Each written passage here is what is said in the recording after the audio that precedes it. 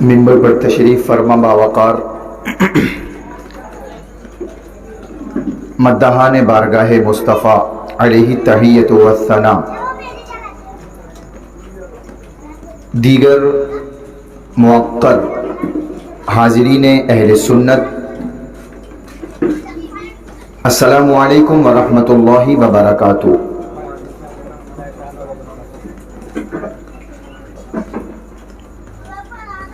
الحمدللہ الذی ابدع الافلاک والارضین، والصلاة والسلام علی من کان نبیا وآدم بین الماء والتین، اما بعد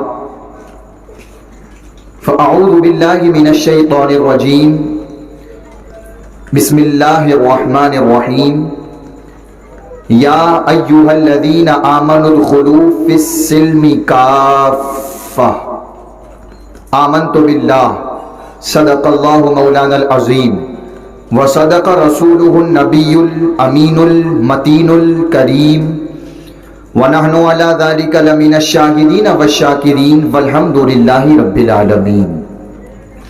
یا خدا بہر جناب مصطفیٰ امداد کن، یا رسول اللہ از بہر خدا امداد کن، یا شہید کربلا، یا دافع کرب و بلا، گل رخا شہزادہ گلگوں قبا امداد کن، یا صدیق یا عمر یا عثمان یا حیدر، دفع شرکن خیراور یا شبیر یا شبر، غوث اعظم بمن بے سر و ساما مدد، قبلہ دی مدد، کعبہ ایما مدد، بگرداب بلا افتاد کشتی، ضعیفان شکستہ رات کشتی، بحق خواجہ عثمان ہارونی مدد کن، یا معین الدین چشتی، قادریم نعرہ غوث اعظم میزنم، دمز شیخ احمد رضا خان قطب عالم میزنم، متقی بن کر دکھائے اس زمانے میں کوئی ایک میرے مفتی اعظم کا تقوی چھوڑ کر، علم کا کوہ گراں اختر رضا خان قادری، صدر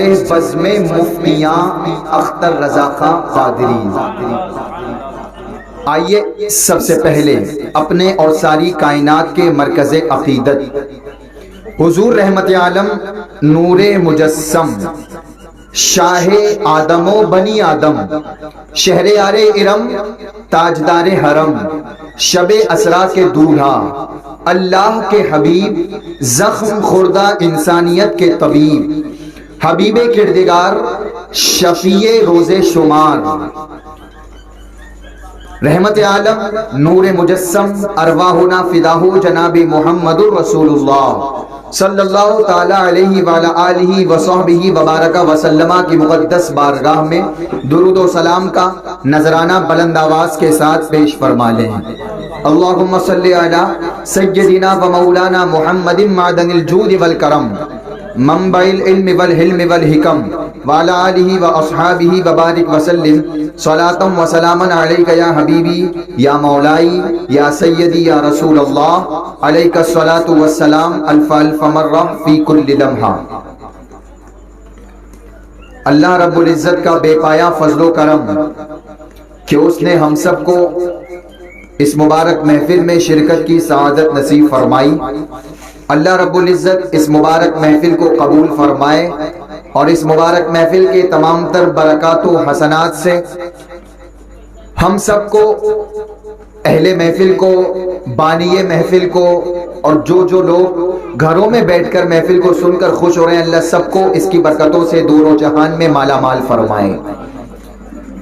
یہ 3 روزہ اجلاس آپ حضرات کے علم میں ہے۔ سب سے پہلے میں مبارکبادی کے گجرے ان حضرات کو پیش کرتا ہوں جنہوں نے اللہ و رسول کے ذکر کی محفل کا انعقاد کیا۔ اس میں جس طرح سے بھی جس نے دامے درم قدم سخن حصہ لیا، آپ لوگ آئے بیٹھے وقت دے رہے ہیں، اللہ ہم سب کو اس کا بہتر سے بہتر صلہ اور جزا عطا فرمائے۔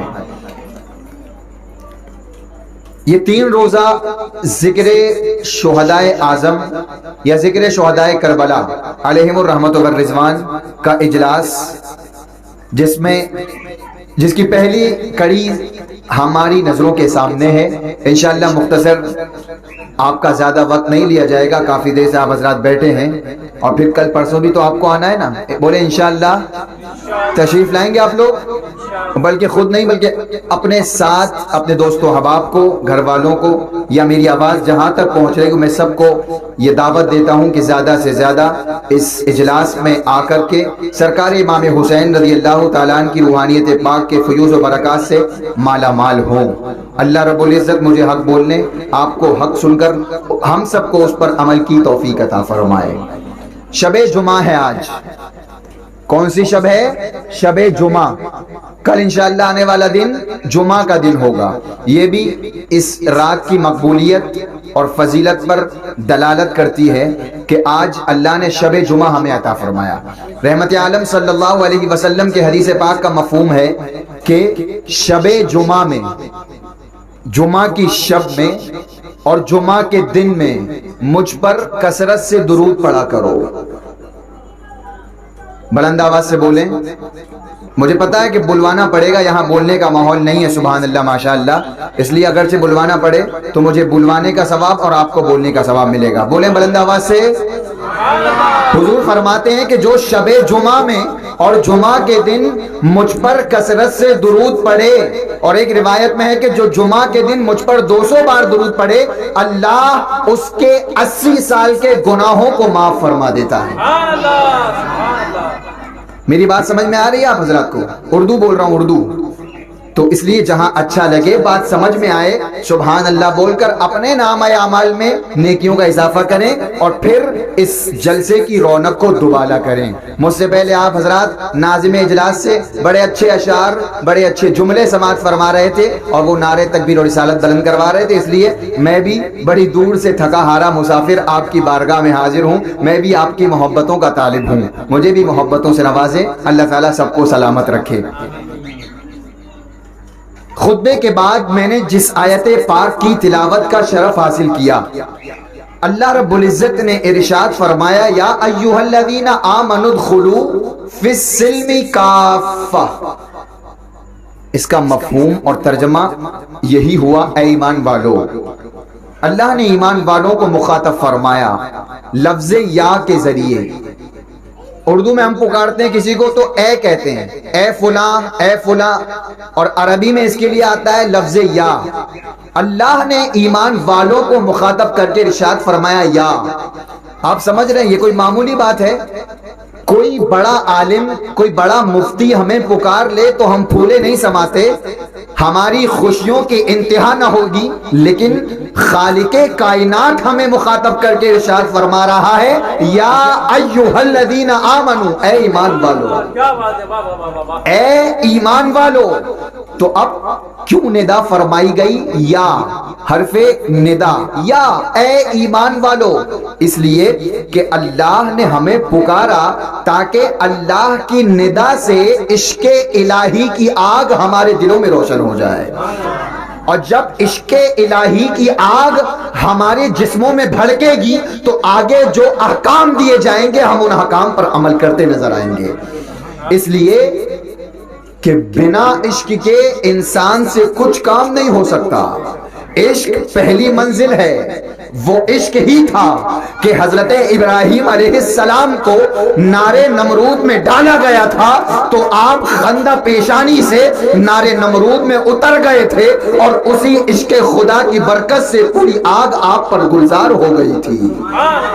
وہ عشق ہی تھا کہ حضرت ابراہیم علیہ السلام نے مدتوں سے مانگے ہوئے بیٹے کے گردن پر، حضرت اسماعیل کی گردن پر چھری بلا تردد رکھ دی تھی، اور چھری نہ چلی تھی، اللہ نے اس بیٹے کے عوض میں جنت سے دمبے کو بھیج دیا تھا۔ وہ عشق ہی تھا کہ عشق کے صدقے میں اپنی امت سے محبت فرماتے ہوئے حضور نے پوری زندگی ہم امتیوں کو یاد رکھا.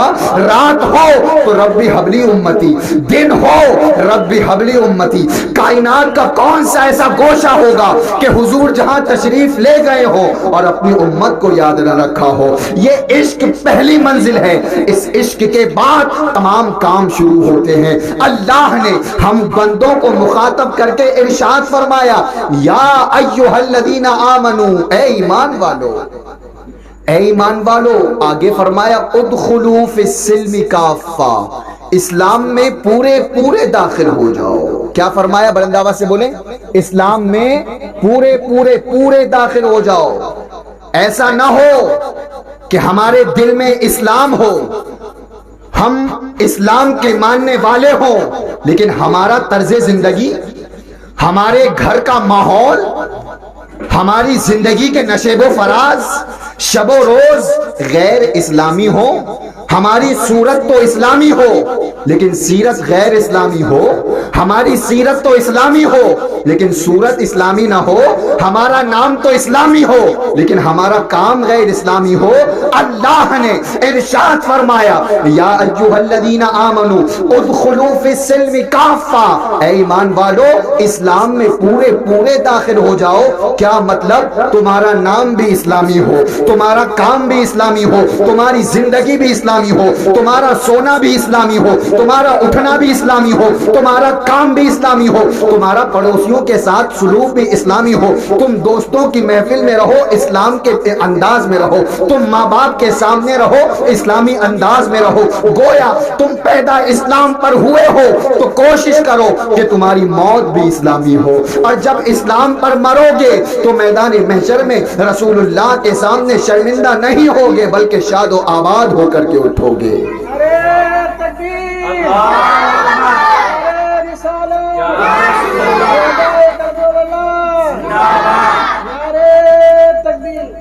ابتدا میں آپ نے سماعت فرمایا کہ اللہ نے ہمیں دامن اسلام میں پورا داخل ہونے کا حکم فرمایا.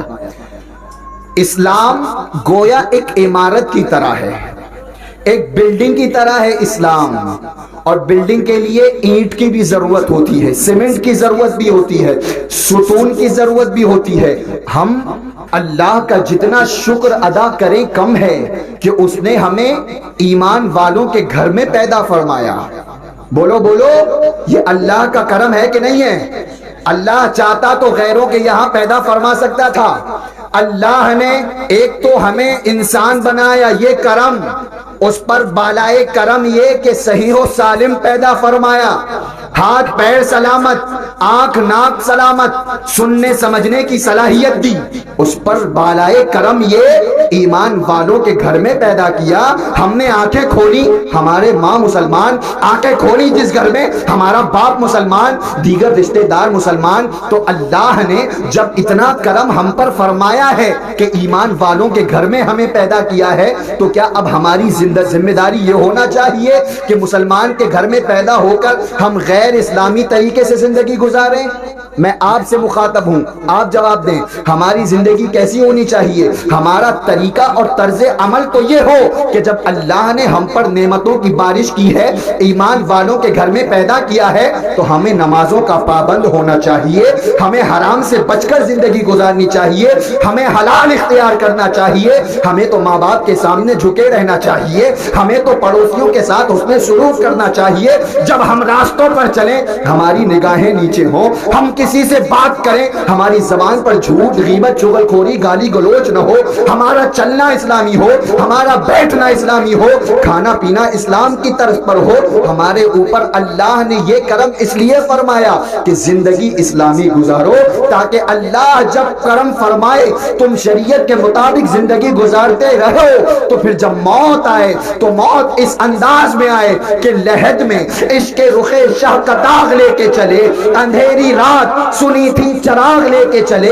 تیرے غلاموں کا نقش قدم ہے راہ خدا، وہ کیا بہک سکے جو یہ سراغ لے کے چلے. ضرورت اس بات کی ہے میں نے جو تکلیفیں اٹھائیں سفر کی، اللہ قبول فرما لے دین کے لیے۔ صرف فاروق بھائی نے فون کیا دین کے لیے، مصطفیٰ بھائی نے اتنی محنتوں تکلیفوں کو اٹھا کر مجھے یہاں تک پہنچایا دین کے لیے، اسلم بھائی نے قربانیاں دیں صرف دین کے لیے۔ مقصد کیا ہے؟ کوئی گھریلو فائدہ نہیں ہے کہ ان کی ذات کو کوئی فائدہ پہنچے، ان کو لوگ جانے مانے نہیں، صرف ایک مقصد ہے، لوگ دین سے قریب ہو جائیں، لوگ پورے اسلام میں داخل ہو جائیں، بے حیائیاں بند ہو جائیں، گناہوں کا بازار بند ہو جائے اور لوگ شریعت مطہرہ کے مطابق زندگی گزارے۔ صرف ایک مقصد ہے، اور انشاءاللہ یہاں پر جو کچھ بیان ہوگا کوشش کریں محبتوں سے سنیں اور سن کر کے اپنی زندگی میں داخل کرنے کی کوشش کریں گے انشاءاللہ۔ اللہ ہم سب کو عمل کی توفیق عطا فرمائے۔ میں عرض کر رہا تھا اسلام ایک عمارت کی طرح ہے اور اس کے ستون کا نام ہے نماز۔ فرمایا گیا الصلاۃ عماد الدین، نماز دین کا ستون ہے۔ قرآن پاک کی آیتیں ہم پڑھیں، احادیث مبارکہ کا مطالعہ کریں تو ایک دو جگہ نہیں بلکہ 90 جگہ 90 جگہ اللہ نے ہمیں نماز کے متعلق تاکیدی حکم فرمایا، ایک دو جگہ نہیں۔ حضرت یہاں تشریف آئیں، بڑے کرم ہوگا۔ اللہ نے نماز کے متعلق 90 مقامات پر ارشاد فرمایا اور الگ الگ طریقے سے نئے نرالے انداز میں کیا کیا فرمایا۔ سب سے پہلے تو میں قرآن مقدس کے حوالے سے ہی عرض کروں، نماز کی جانب ہمیں متوجہ کیا گیا اور سب سے زیادہ غفلت آج ہم سے نماز ہی میں ہو رہی ہے۔ سب سے زیادہ غفلت الٹا ہو گیا، بالکل الٹا۔ ہمیں پیدا کیا گیا تھا عبادتوں کے لیے، ہم سے مطالبہ تھا نماز کا، اور پیدا ہونے کے بعد ہم نے جس چیز کا مطالبہ تھا اسی سے گردن کو موڑ لیا، اسی سے ہم دور ہو گئے۔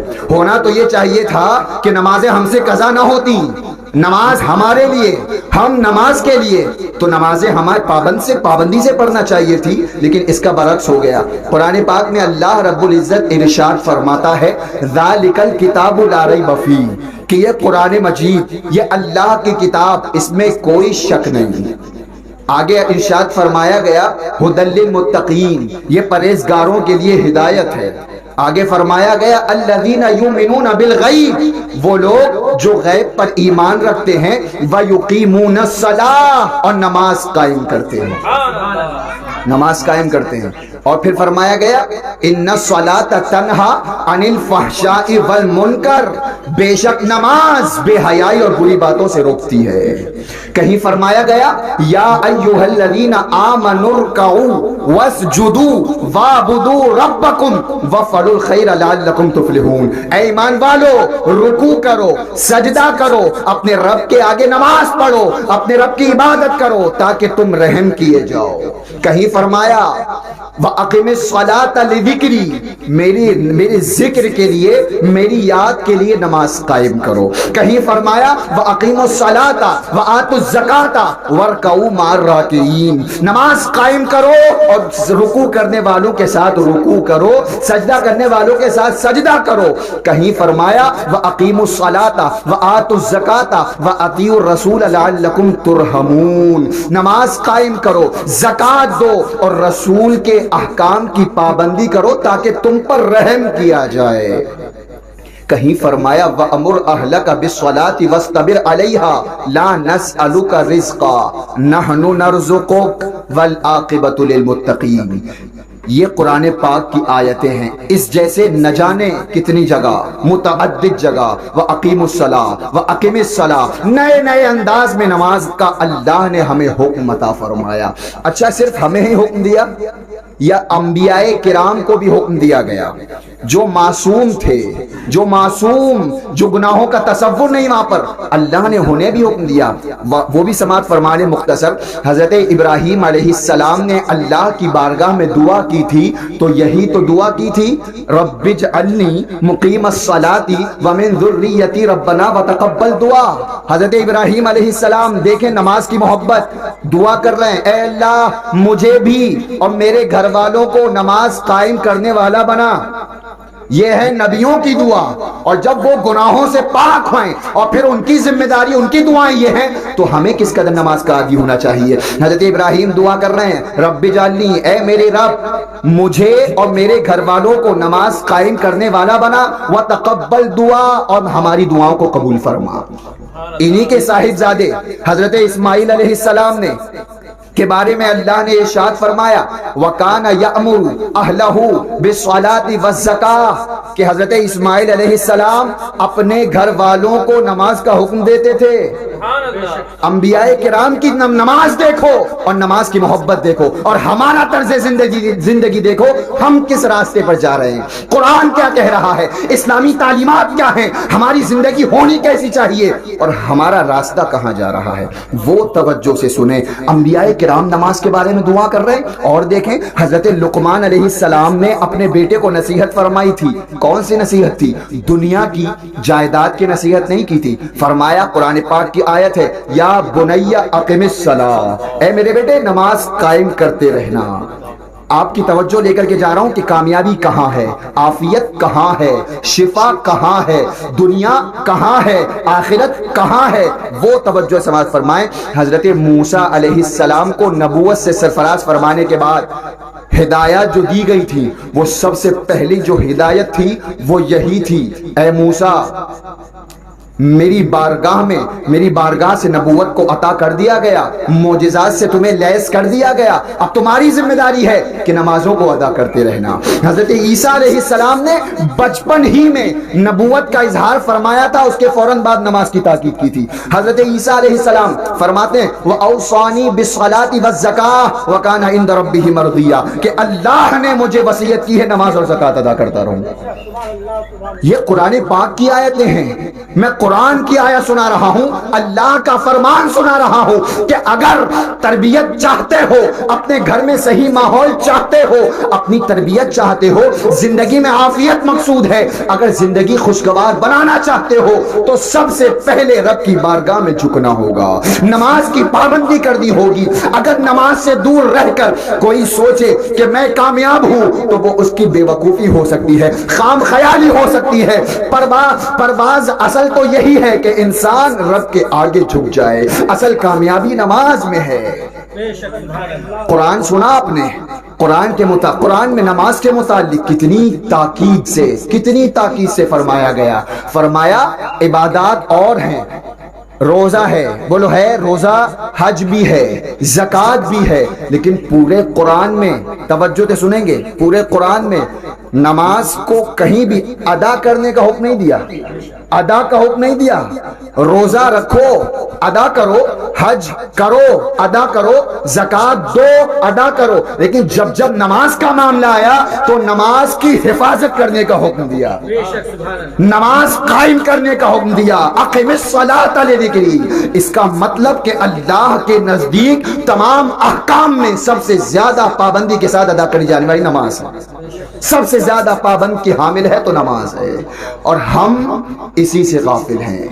اپنے گھر کا ماحول دیکھ سکتے ہیں آپ، بولنے کی ضرورت نہیں، کتنے وقت کی نماز ہم پڑھتے ہیں۔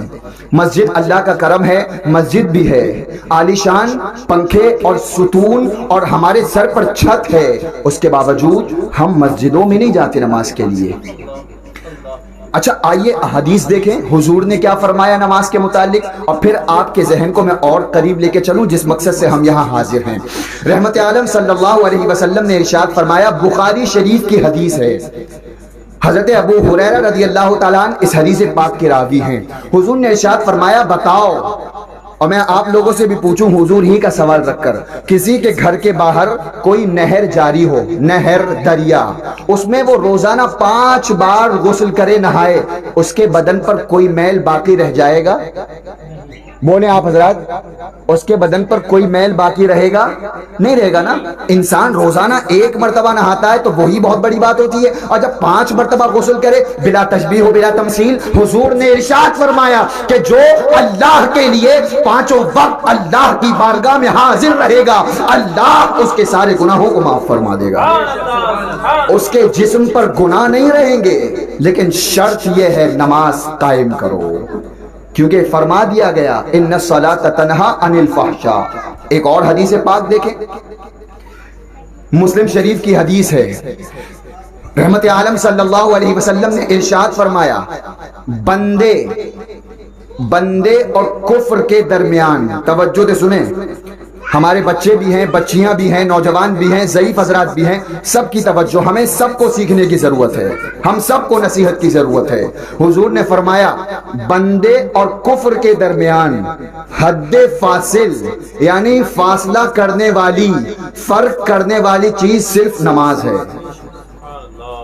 سمجھ رہے ہیں آپ ہماری زندگی کہاں ہے؟ اور حضور کے فرمودات دیکھیں، بندے اور کفر کے درمیان اگر کوئی چیز فرق کرتی ہے تو وہ نماز ہے۔ ایک اور حدیث دیکھیں، ابن ماجہ کی حدیث، رحمت عالم صلی اللہ علیہ وسلم نے ارشاد فرمایا، مفہوم حدیث پاک ہے کہ بندے کے درمیان اور کافروں کے درمیان، ہمارے درمیان اور غیروں کے درمیان عہد صرف اور صرف نماز کا ہے۔ جو اس عہد کو پورا کرے اس نے نجات پائی، اور جس نے نمازوں کو چھوڑا اس نے کافروں جیسا کام کیا۔ اللہ اکبر، اللہ اکبر، اللہ اکبر۔ ہمارے عمل دیکھیں اور حضور کے فرمودات دیکھیں اور اپنی زندگی کا تعین دیکھیں، ہماری زندگی کس راہ پہ جا رہی ہے۔ ہم کیا اسی لیے آئے تھے کہ ڈھول باجوں تماشوں اور ڈیجوں اور بازاروں کی رونق بنے رہیں؟ کیا ہمیں مسلمانوں کے گھر میں اسی لیے پیدا کیا گیا تھا کہ ہم گلی نکڑوں میں کھڑے ہو کر بہنوں بچیوں پر گندی نظریں ڈال کر نظروں کا سودا کریں؟ کیا ہمیں اسی لیے پیدا کیا تھا کہ ہم حرام اور حلال میں فرق چھوڑ دیں؟ کیا ہمیں اسی لیے پیدا کیا گیا تھا کہ مسجدوں میں اذانیں ہوتی رہیں اور گھروں میں ہم گپیں مارتے رہیں؟ کیا ہمیں اسی لیے پیدا کیا گیا تھا کہ ماں باپ کے سامنے ہماری آوازیں بلند ہو؟ نہیں، ہمیں تو اس لیے پیدا کیا گیا تھا کہ ہم چلیں تو شریعت کے مطابق، ہم بولیں تو شریعت کے مطابق، ہمارے گھر میں ماحول ہو تو شریعت کے مطابق ہو، تاکہ زندگی بھی تمہاری شاد و آباد ہو اور آخرت بھی کامیاب ہو۔ اور دیکھیں، ایک حدیث پاک نظر سے گزری آج ہی، ترمذی شریف، صحابہ کرام علیہم الرحمت والرضوان کسی عمل کو، نماز کے علاوہ کسی عمل کو چھوڑنا کفر خیال نہیں کرتے تھے۔ صحابہ، نماز اتنی اہم ہے صحابہ کرام کے نزدیک کہ صحابہ کرام علیہم الرحمت والرضوان نماز چھوڑنے کے علاوہ کسی عمل کو کفر خیال نہیں کرتے تھے۔ اور یہی وجہ ہے کہ صحابہ میں دو مذہب ہیں، بعض صحابہ نے تو کفر تک کا فتویٰ دیا، بے نمازی کو کافر کہا، لیکن ہمارے یہاں امام اعظم ابو حنیفہ نے سکوت فرمایا ہے، کافر نہیں ہے لیکن کفر کے نزدیک تو بہت ہے۔ اتنا سمجھ لیں، نماز چھوڑنا آپ کی دنیا بھی برباد اور آخرت بھی برباد۔ اچھا، کبھی آپ نے غور کیا ہم جو یہاں بیٹھے ہیں کس کی یاد میں بیٹھے ہیں؟ کوئی بھی بولے۔ امام حسین رضی اللہ تعالیٰ عنہ کی یاد میں۔ کس مقصد سے کربلا گئے تھے امام حسین رضی اللہ تعالیٰ عنہ؟ کیا کوئی دنیاوی مقصد تھا؟ کیا کسی نے ان کے باپ دادا کو گالی دی تھی؟ معاذ اللہ، کیا کسی نے ان کا گھر لوٹا تھا؟ کیا جائیداد کا لالچ تھا سامنے؟ کیا حکومت کا لالچ تھا؟ دنیاوی کوئی مفاد نہیں تھا۔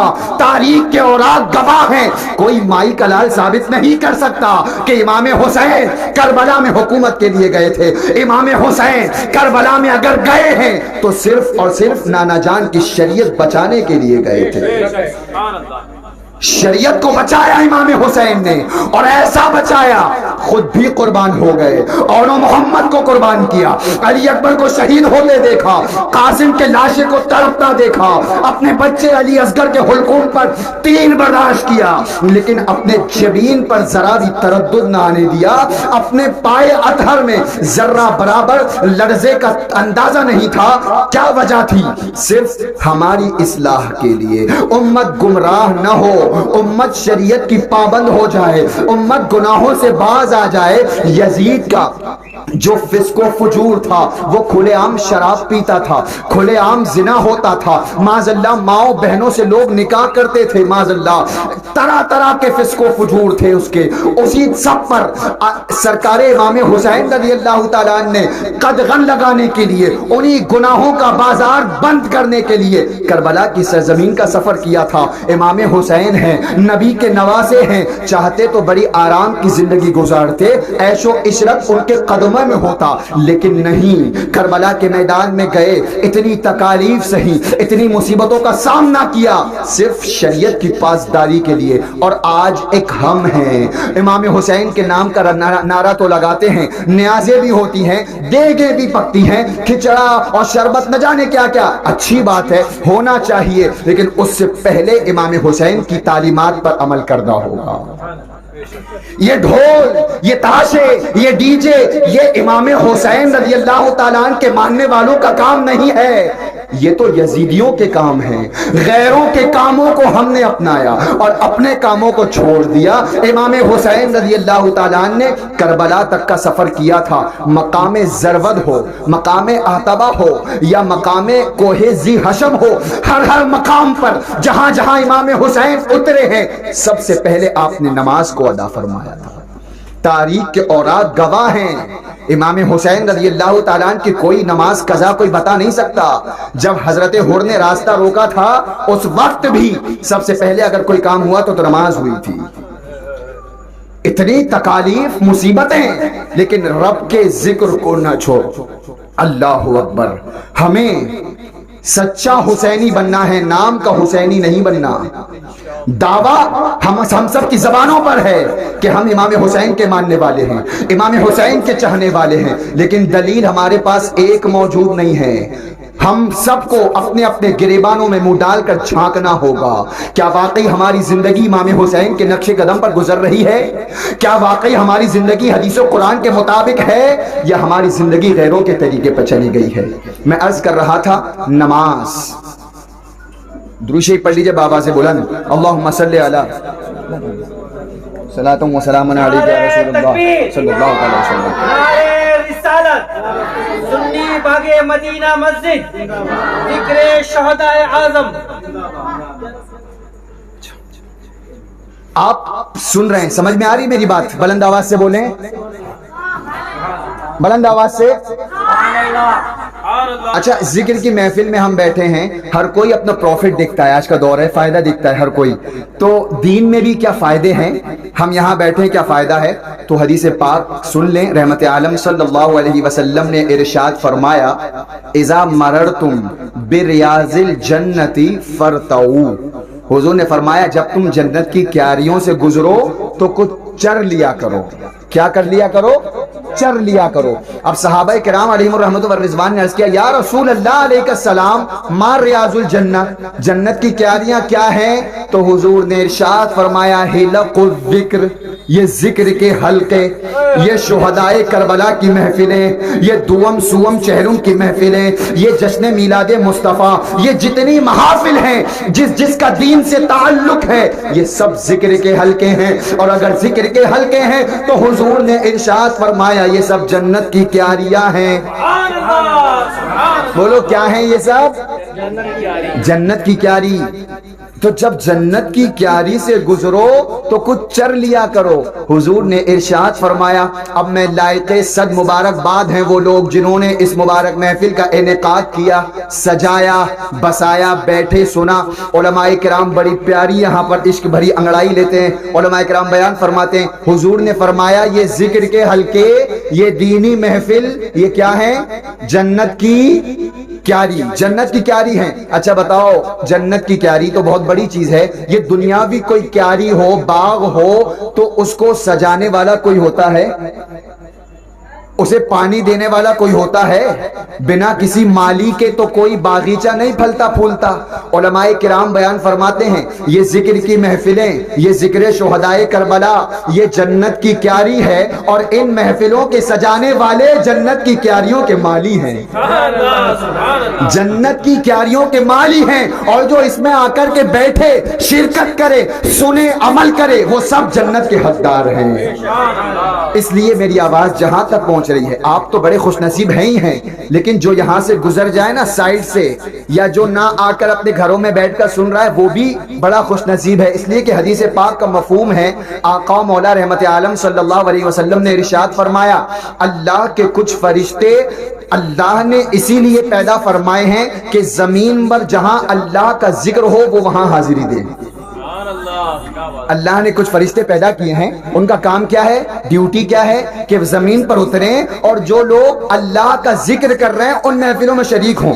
اب یہ فرشتے چلے آسمان کی طرف ختم ہونے کے بعد، اللہ سب کچھ جانتا ہے، ہر کام سے وہ باخبر ہے، پھر بھی لیکن ارشاد فرماتا ہے فرشتوں کہاں سے آنا ہوا؟ فرشتے عرض کرتے مولا کچھ لوگ تیرا ذکر کر رہے تھے۔ بولیں بلند آواز سے، یہ بھی اللہ کا ذکر ہے، تو کیوں جتنی دیر بیٹھے ہم خاموش ہی تو بیٹھے ہیں، سبحان اللہ بولتے رہیں تاکہ اللہ کا ذکر دیکھیں۔ فرشتے جب محفل ختم ہونے کے بعد جاتے ہیں اللہ کی بارگاہ میں تو اللہ عرض فرماتا ہے فرشتوں کہاں سے آنا ہوا؟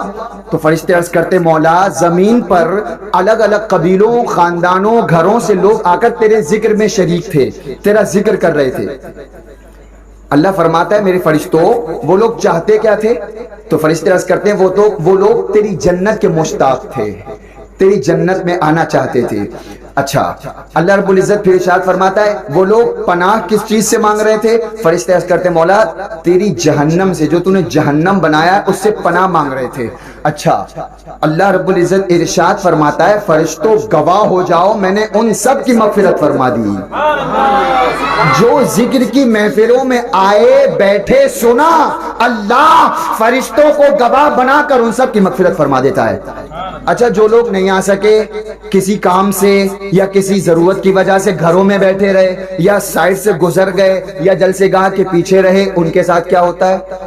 فرشتے عرض کرتے ہیں مولا کچھ لوگ لیکن اس میں ایسے بھی تھے جو نہ آ سکے، کچھ لوگ ایسے بھی تھے جو کسی سے ملنے آئے تھے تیرے ذکر میں نہیں آئے تھے، کچھ لوگ ایسے بھی تھے جو اپنی ضرورت اپنے کام سے آئے تھے اس ذکر میں۔ اللہ ارشاد فرماتا ہے خوش نصیب ہیں وہ لوگ جو میرے ذکر میں بیٹھے، ان کے پاس سے گزرنے والا بھی محروم نہیں رہتا، میں نے ان کی بھی مغفرت فرما دی۔ یہ ذکر کی محفلیں اتنی بابرکت ہیں، ہمارے پاس الفاظ نہیں ہیں اس کی فضیلتوں برکتوں کے، بس اتنا سمجھ لیں کہ آپ اپنی زندگی کا بہت بڑا کام کر رہے ہیں، اس کی برکتیں انشاءاللہ آپ دنیا میں بھی دیکھیں گے اور آخرت میں بھی دیکھنے کو ملیں گی۔ اس لیے جہاں بھی محفلیں ہوں چاہے جس نام سے ہوں، اہل سنت والجماعت مسلک اعلیٰ حضرت والوں کی محفلوں میں شریک ہوا کرو، اللہ تعالیٰ ان محفلوں کی برکتوں سے سب کو مالا مال فرمائے۔ تو میں جو کہہ رہا ہوں اس پر عمل کریں گے کہ نہیں کریں گے؟ بولو۔ نمازوں کی پابندی ہوگی، اس لیے کہ آپ نے نیاز دلائی بہت اچھا کیا، امام حسین رضی اللہ تعالیٰ عنہ کے نام پر شربت پلایا بہت اچھا کیا، لیکن ان کی بارگاہ میں سب سے بڑا خراج عقیدت یہی ہوگا کہ آج ہی سے آپ نمازوں کے پابند بن جائیں۔ آج ابھی اسی محفل سے عزم مصمم کر کے اٹھو کہ اللہ جیسے بھی حالات ہوں گے، آندھی ہوگی، طوفان ہوگا، گھروں میں بلائیں ہوں گی، مصیبتیں ہوں گی، لیکن ہم سے نماز قضا نہیں ہوگی۔ بولے انشاءاللہ نمازوں کے پابند رہو، اس لیے کہ یہ نماز اللہ کی دعوت ہے۔ کس کی دعوت ہے؟ اللہ کی۔ مجھے بتائیں دنیا میں جب کوئی مہمان کسی کے یہاں دعوت پہ جاتا ہے، گھر والا کسی کی دعوت کرتا ہے تو دسترخوان پر انواع و اقسام کے کھانے لگایا جاتا ہے، اپنی اپنی حیثیت کے مطابق کھانے لگاتا ہے اور مہمان کھاتا ہے بلا تشبیہ و بلا تمثیل۔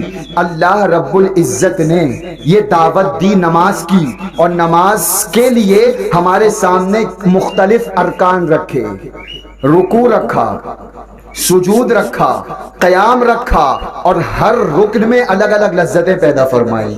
رکوع میں الگ لذتیں ہیں، قیام میں الگ لذتیں ہیں، سجود میں الگ لذتیں ہیں۔ کہیں گناہوں کی معافیاں ہو رہی ہیں، کہیں نیکیوں کی زیادتیاں ہو رہی ہیں، کہیں رب سے قرب مل رہا ہے۔ گویا بندہ جب تک نماز میں ہے، نماز میں اپنے رب سے ہم کلام ہونے کا شرف مل رہا ہے۔ نماز بڑی برکتوں والی ہے، نماز بڑی بڑی بڑی قرب والی شے ہے۔ ہمارے گھروں میں آج حضور نے ارشاد فرمایا اپنے گھروں کو قبرستان نہ بناؤ۔ کیا نہ بناؤ؟ کیسے قبرستان بھائی؟ اس میں تھوڑی گھر میں کوئی مردے دفن کرتا ہے؟ کوئی گھروں میں مردے دفن کرتا ہے؟ نہیں کرتا ہے۔ کیا مطلب آخر حضور کا؟ مطلب یہ ہے کہ اپنے گھروں میں گناہوں کے ماحول قائم مت کرو۔ اپنے گھروں میں نمازیں پڑھو, سنت رسول کے مطابق زندگی گزارو.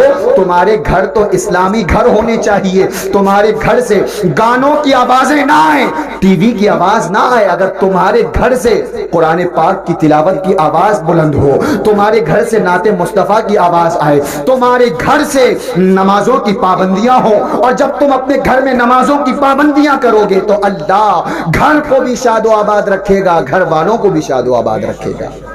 نعرہ تکبیر, نعرہ رسالت, ذکر شہدائے اعظم, علماء اہل سنت. قبرستان مت بناؤ. اور ہوگا کیا, قبرستان کیسے بنے گا گھر, آپ حضرات بخوبی جانتے ہیں, یہ کہنے کی ضرورت نہیں ہے. معاشرے میں, ہمارے محلے, ہمارے علاقے میں ہر دوسرے تیسرے گھر کا یہ حال ہے کہ گھر والے پریشان ہیں. کہیں آپسی رنجشوں کی وجہ سے, کہیں باہری رنجشوں کی وجہ سے, کہیں کوئی پڑوسی سے خوش نہیں ہے, کہیں بھائیوں میں جھگڑا ہے, کہیں اختلافات ہیں, کہیں رنجشیں ہیں, کہیں کاروبار میں مسائل ہیں, غرضے کے طرح طرح کی الجھنوں میں لوگ پھنسے ہیں. بولو حال ہے کہ نہیں معاشرے کا یہ؟ بالکل ہے. تو پھر کیا عمل نہ کرو گے؟ حضور نے ارشاد فرمایا اپنے گھروں کو قبرستان مت بناؤ. قبرستان بنانے کے تو ہم ہی ذمہ دار ہیں. ہم نے نمازوں کو ترک کر دیا. نہ جانے ہم میں سے کتنے ایسے لوگ ہیں سالوں سال گزر گئے لیکن مسجدوں کا رخ نہ کیا ہوگا سوائے عیدین اور جمعہ کے. سالوں گزر گئے, اللہ کی بارگاہ میں سجدہ کرنے کا شرف نہیں ملا ہوگا, اور پھر زندگی تڑپتے تڑپتے گزار کر ایسے ہی مرنا ہو جائے گا. بتاؤ کس لیے آئے تھے اور کیا لے کر کے رب کی بارگاہ میں جا رہے ہیں ہم؟ کیا سرکار امام حسین رضی اللہ تعالیٰ نے یہی سبب ہمیں کربلا کی سرزمین سے دیا تھا کہ تم دھڑلے سے نمازوں کو چھوڑتے رہو, دھڑلے سے شباب اور کباب کے عادی رہو, گناہوں کے بازار گرم رہیں لیکن نیکیوں کی محفلیں تم سے خالی رہیں, نیکیوں کی توفیق تمہیں نہ ملے؟ سرکار امام حسین رضی اللہ تعالیٰ کا معاملہ تو یہ ہے, ان کے والد ماجد سرکار مولا علی مشکل کشا شیر خدا رضی اللہ تعالیٰ ان کی کیسی عظیم شان ہے. صحابی رسول ہیں, داماد پیمبر ہیں, خلیفہ چہارم ہیں, عشرہ مبشرہ میں ہیں, لیکن نماز کی پابندی دیکھیں, جہاد میں مصروف ہیں. تیر آ کر کے زانوں میں پیوست ہو گیا. اب لوگوں نے نکالنے کی کوشش کی لیکن تیر نہ نکلا. سرکار مولا کائنات رضی اللہ تعالیٰ کے بارے میں لوگوں کو پتا تھا کہ سرکار مولا علی جب نماز میں مشغول ہوتے ہیں تو ان کی نماز ایسی ہوتی ہے کہ کائنات سے بے خبر ہو جاتے ہیں. اس لیے جب آپ نماز میں مشغول ہوں تو تیر نکال لیا جائے. مشورہ کر کے لوگ جمع ہوئے, سرکار مولا علی رضی اللہ تعالیٰ سجدے کی حالت میں گئے ہیں اور لوگوں نے تیر کو کھینچ لیا, آپ کو خبر بھی نہ ہوئی. اب نماز سے فارغ ہوئے, پوچھا کیسے آنا ہوا, تو لوگوں نے عرض کیا حضور تیر نکالنے آئے تھے, اور نکال بھی لیا. سرکار مولا کائنات فرماتے اللہ کا شکر ہے مجھے تو خبر بھی نہ ہوئی تم نے کب تیر نکالا. یہ ہے نماز. حضور رحمت عالم صلی اللہ علیہ وسلم نے ارشاد فرمایا نماز شفا ہے. بیماریوں سے شفا چاہتے ہو تو نماز کے پابند بن جاؤ. اپنے تجارتوں میں برکتیں چاہتے ہو نماز کے پابند بن جاؤ. اگر تمہاری گناہوں کی عادت ہے اور گناہوں سے دل باز نہیں آ رہا, ایک بزرگ نماز پڑھتے اور نماز کے بعد, ہر نماز کے بعد 3 مرتبہ اپنے نفس سے مخاطب ہو کر ارشاد فرماتے. کیا فرماتے؟ اے نفس, اگر تو گناہوں سے باز نہیں آ رہا اور اللہ و رسول کی اطاعت کرنا نہیں چاہتا تو اس رب کا رزق کھانا چھوڑ دے. بتاؤ کبھی کھانے میں کمی ہوئی آپ کو؟ ناشتہ بھی حاضر, کھانا بھی, اور رات کا کھانا بھی, کپڑے پہننے کو کمی ہوئی؟ کبھی سورج کی روشنی تمہارے گھر پر نہ پہنچی ایسا دن ہوا؟ کبھی برسات نہ ہوئی ہو ایسا ہوا؟ اللہ نے تمام نعمتیں تمہیں دی, اپنے سورج کی روشنی تمہارے گھر سے نہ چھینی, رزق تم سے نہ چھینا, تمہیں ماں باپ دیے, آل و اولاد دیے, تمہیں پہننے کو سہولت دی, سانس لینے کو زندگی دی. اب ان تمام نعمتوں کے صلے میں ہم نے اپنے رب کی بارگاہ میں کیا کیا؟ کیا ہم 10 سے 15 منٹ اللہ کی بارگاہ میں خرچ نہیں کر سکتے؟ جو ہماری مائیں بہنیں سن رہی، میں ان سے بھی عرض کروں گا کہ آپ لوگوں کو مسجد میں جانے کا حکم تو نہیں ہے، لیکن اپنی اسلاف کی تاریخ کو ذہن میں رکھو۔ ہماری مائیں اور ہماری بزرگان دین کے عورتیں، خواتین کا ان کی زندگی گزارنے کا عالم کیا تھا۔ سرکار امام حسین رضی اللہ تعالیٰ عنہ، ہم جن کی یاد منانے یہاں حاضر ہیں، ان کی والدہ ماجدہ حضرت سیدہ فاطمہ الزہرا رضی اللہ تعالیٰ عنہ نبی کی شہزادی ہیں۔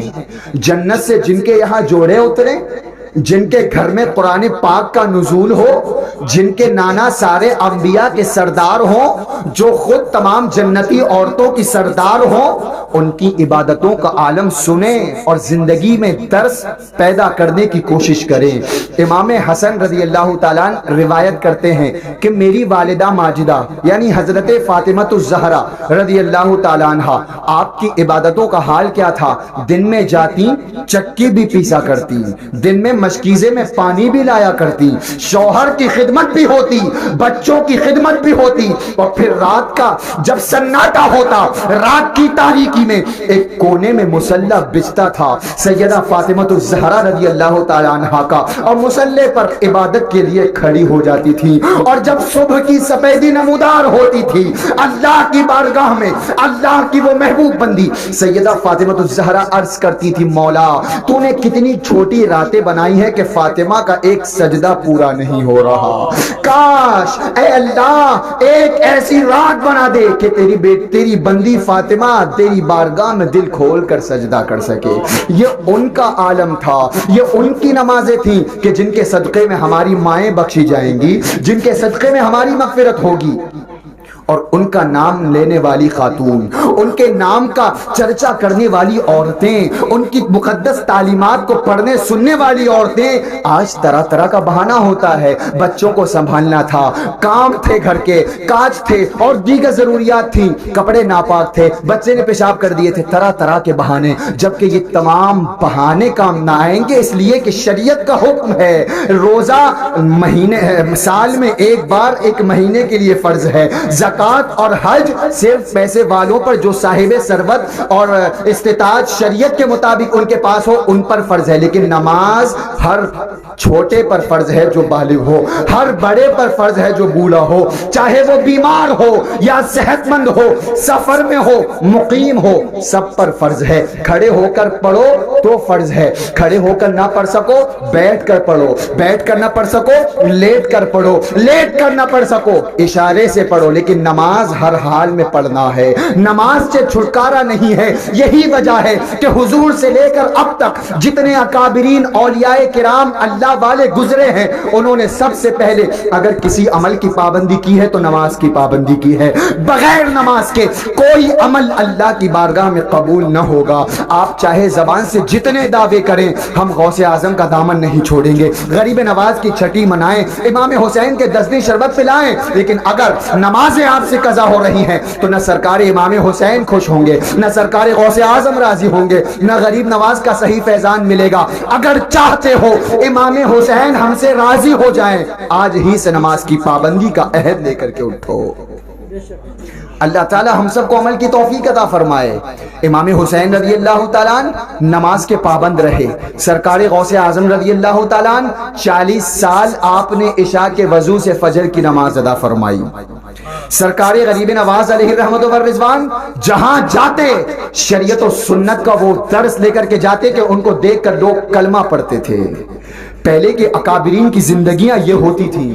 اسلام اپنے ماننے والوں کو اخوت کا درس دیتا ہے، اسلام اپنے ماننے والوں کو محبت کا درس دیتا ہے، اسلام اپنے ماننے والوں کو امن کا حکم دیتا ہے، آپس میں اتفاق و اتحاد پیدا کریں، شریعت و سنت کے مطابق زندگی گزاریں۔ اکابرین کی جماعت ابھی چند دن پہلے سرکار مفتی اعظم ہند علیہ الرحمت والرضوان کے وصال کی تاریخ گزری۔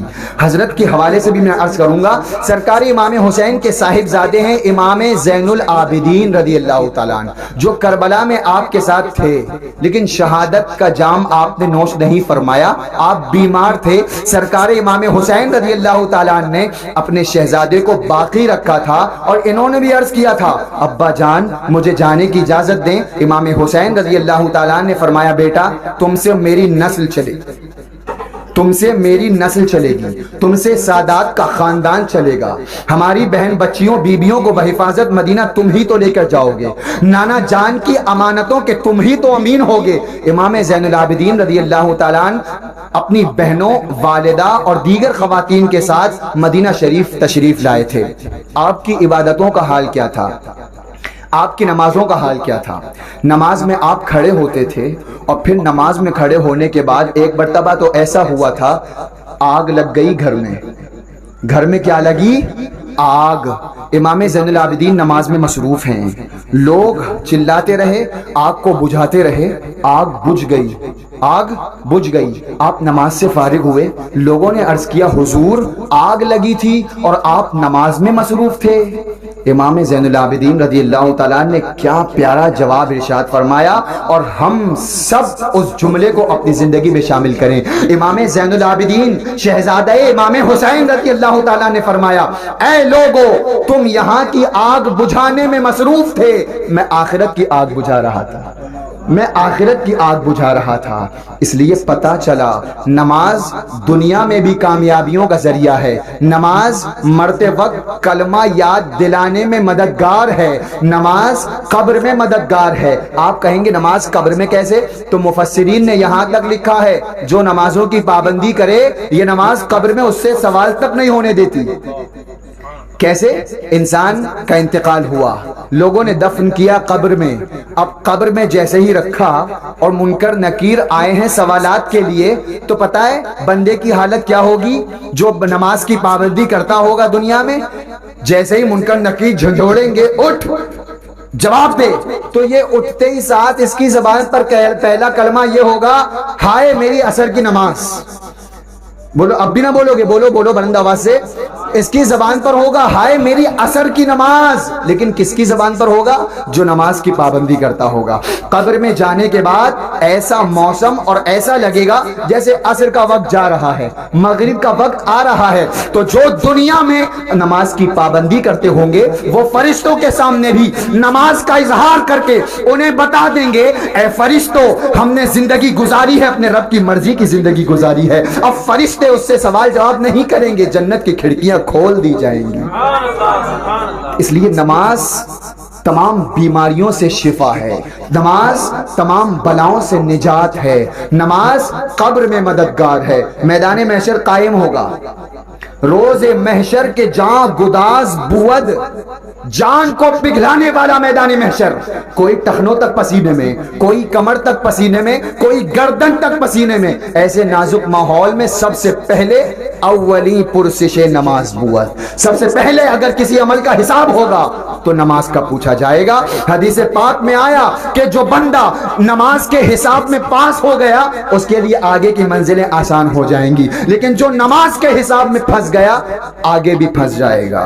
اس لیے اپنی نمازوں کو درست کرو، خشوع و خضوع پیدا کرو۔ جو سرے سے نماز نہیں پڑھتے، بخاری شریف حضور رحمت عالم صلی اللہ علیہ وسلم ارشاد فرماتے ہیں، جو بندہ نماز نہ پڑھے، جان بوجھ کر نماز چھوڑے، گویا اس کے اہل و مال جاتے رہے۔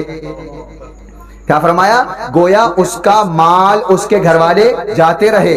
وہیں حدیث پاک مسند امام احمد کی حدیث ہے، حضور رحمت عالم صلی اللہ علیہ وسلم ارشاد فرماتے ہیں، قصدن نماز ترک نہ کرو، یعنی آرام ہے، طبیعت اچھی ہے، وقت میں فراوانی ہے، ہم بیٹھے ہیں، ٹی وی چالو ہے، ہم دوستوں سے باتوں میں مصروف ہیں، ہم پڑوسیوں سے گپے مار رہے ہیں، اذان ہو رہی ہے، رب کا مؤذن ہمیں دعوت اذان، دعوت نماز دے رہا ہے، ہم باتوں میں مصروف ہیں۔ حضور فرماتے ہیں جان بوجھ کر قصدن نماز ترک نہ کرو، جس نے نماز ترک کی اللہ و رسول اس سے بری الذمہ ہیں۔